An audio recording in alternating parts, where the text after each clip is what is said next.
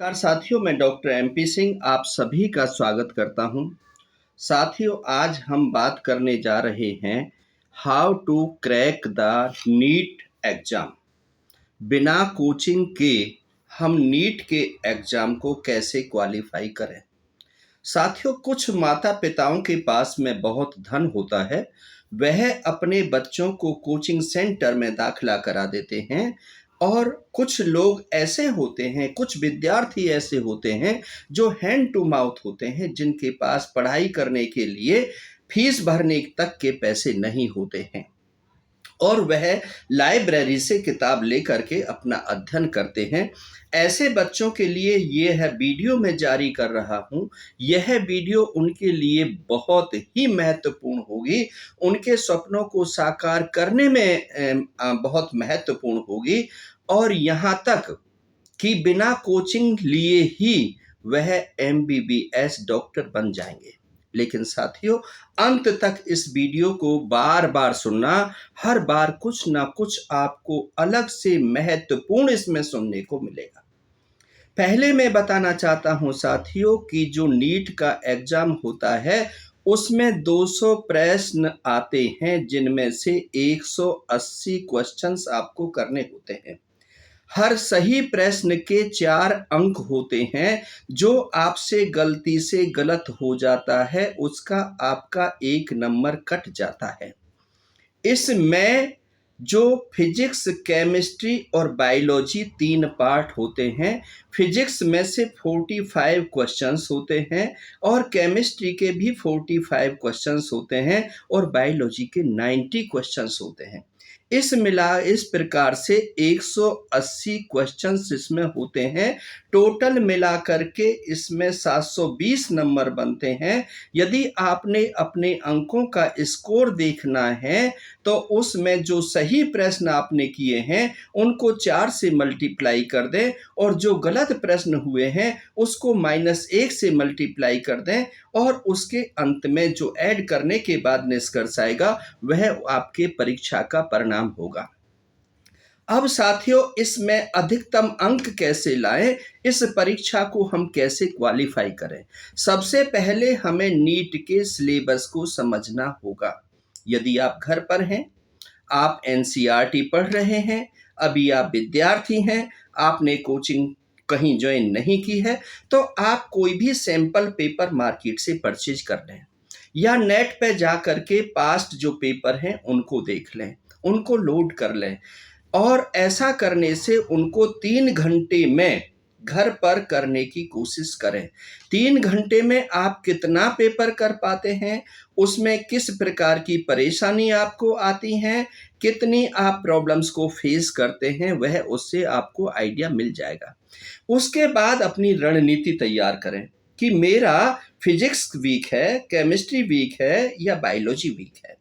तो यदि आपका फिजिक्स अच्छा है तो उसको थोड़ा कम समय दें और जो आपको लगता है कि केमिस्ट्री में मैं वीक हूं तो उसको थोड़ा सा समय ज़्यादा दे दें।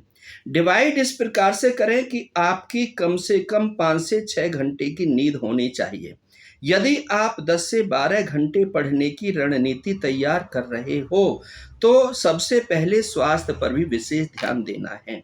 आप यदि निराशपूर्ण स्थिति में हो कि मैं कैसे क्वालिफाई करूंगा, मैं कोचिंग नहीं ले रहा हूं, मुझे क्या पढ़ना चाहिए, मेरा सिलेक्शन हो पाएगा या नहीं हो पाएगा, ये सब बात छोड़ दीजिए। पॉजिटिव लोगों के साथ रहिए, सकारात्मक लोगों की बात सुनिए और अपने समय को बिल्कुल भी बर्बाद मत कीजिए। अपने प्रति ईमानदार रहिए और अपनी जो एजुकेशन है, शिक्षा है, उसके प्रति ईमानदार रहिए। अपने आत्मबल को बिल्कुल भी मत गिरने दीजिए। अच्छा भोजन समय पर कीजिए, क्वालिटेटिव जो बाहर का फूड है वो मत खाइएगा। और निश्चित तौर पर बी ऑप्टिमिस्ट, अपने ऊपर ईमानदारी से काम कीजिए। जो पढ़ना है, आपने 2 घंटे पढ़ाई की, अब उसके बाद 10 मिनट आप जमीन पर बैठ जाइए, आंखें बंद कर लीजिए, आसन लगा लीजिए, मनन कीजिए, चिंतन कीजिए कि मैंने क्या क्या पढ़ा है, कहाँ कहाँ पर मैं क्या भूल रहा हूँ। जो आप भूल रहे हैं उसको फिर दोबारा से अध्ययन कीजिए। आपको कहीं नहीं जाना पड़ेगा, आपको जो मैं टिप्स दे रहा हूं, मैं एफिडेविट लिख करके आपको दे सकता हूं। मेरा 40-42 साल का अनुभव है। मेरी एकलव्य इंस्टीट्यूट है कॉम्पिटिटिव एग्जाम की तैयारी कराने के लिए। लाखों विद्यार्थी मेरे आईएएस, आईपीएस, एससीएस बन चुके हैं, डॉक्टर, इंजीनियर, प्रोफेसर बन चुके हैं। मैं अपने जीवन का अनुभव आपको दे रहा हूं। यदि आप अपना पेपर प्लान तैयार करते हैं, दीवार पर चिपका करके रखते हैं, उसके अनुसार आप अपनी पढ़ाई करते हैं कि जब आपको नींद आ रही हो और आपका पढ़ाई का सेशन पूरा ना हुआ हो, उस समय फिजिक्स पढ़ें। मॉर्निंग में आप, क्योंकि बायोलॉजी कई बार याद नहीं होती है, तो 4 बजे उठ करके मॉर्निंग का जो समय है वो बायोलॉजी को दें, जीव विज्ञान को दें, केमिस्ट्री का समय दिन में रखें। लेकिन सबसे पहले कि यदि आप 6 दिन आप पढ़ाई करते हैं तो 1 दिन उसकी मॉनिटरिंग का रखें। 1 दिन फिजिक्स, केमिस्ट्री, बायोलॉजी 6 दिन के अंदर कितनी पढ़ी है, कितनी आपको तैयार हो गई है, कितनी और मेहनत करनी है, सिर्फ अपने आप से। आप आत्मविश्वास को ना खोएं और अपने आप से कमिटमेंट करें। जो विद्यार्थी अपने आप से कमिटमेंट करता है, जो निरंतर उसका प्रयास करता है, जो अपनी क्वेरी को पूछने के लिए अपने गुरुओं से संपर्क करता है, यदि कहीं से सलाह नहीं मिल पाती है तो मेरे जैसे जो व्यक्ति हैं, मेरा नंबर 9810566553 है।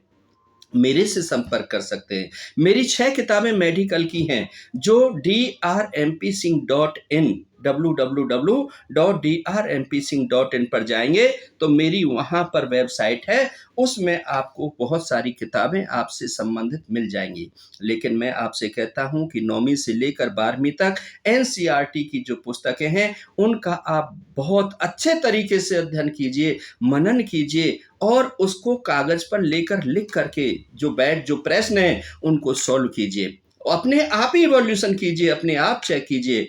तो यदि उसमें कहीं गलती आती है तो आपको पता चल जाएगा, और जब आपको पता चल जाएगा तो उन कमियों को दूर कर पाएंगे और ये जो नीट का एग्जाम है इसको आप क्वालिफाई कर पाएंगे। अभी आपके पास 6 महीने का समय है। 5 मई 2024 को परीक्षा होनी है। यदि और ये सर्दी का समय चल रहा है, दिसंबर का महीना है, दिसंबर जनवरी पढ़ने के लिए बहुत अच्छे होते हैं, लेकिन आपने रजाई में बैठ करके नहीं पढ़ाई करनी है, चारपाई पर बैठ करके पढ़ाई नहीं करनी है। कुर्सी मेज ले लीजिए, कोई पुराना ले लीजिए, छोटा मोटा ले लीजिए, उस पर बैठ करके पढ़ाई कीजिए, या आसन लगा करके जमीन पर बैठ करके पढ़ाई कीजिए। यदि आपने सपनों को साकार करना है तो मेहनत आपको करनी पड़ेगी, और जो विद्यार्थी मेहनत करता है उसके सपनों को साकार होने में देर नहीं लगती है, और परमात्मा उसकी मेहनत को भी अपने पास नहीं रखता है। तो आत्मबल बनाए रखें और अपने लगातार प्रयत्न करते रहें। कोई प्रश्न यदि नहीं आता है, समझ में नहीं आता है, अपने गुरुओं से संपर्क करें, क्योंकि आपके विद्यालय में पढ़ाने वाले जो अध्यापक हैं वो बहुत लर्नेड हैं, और यदि उनसे आप तालमेल बना करके रखते हो तो आपकी सभी समस्याओं का वो समाधान भी करते हैं। जरूरी नहीं है कि आपको किसी कोचिंग सेंटर में जाकर के ही उन समस्याओं का समाधान मिलेगा या वहीं जाकर के आप नीट का एग्जाम क्वालिफाई करोगे। साथियों, मैं इन बातों के साथ में आपको शुभकामना देता हूं, आपको बधाई देता हूं, और उम्मीद करता हूं कि इस वीडियो को बार बार सुनने से आपको आत्मबल बढ़ेगा, मोटिवेट होंगे। तो ज़्यादा से ज़्यादा आप अपने आप को मोटिवेट करें, और जब निराशा में आ जाएं तो ऐसे मोटिवेशनल स्पीकर जो हैं उनकी वीडियो को सुने। नेट पर सारा कुछ उपलब्ध है, वहाँ से आप अपने प्रश्नों को आंसर जान सकते हैं। इन सब बातों के साथ आपका बहुत बहुत शुक्रिया, बहुत बहुत आभार।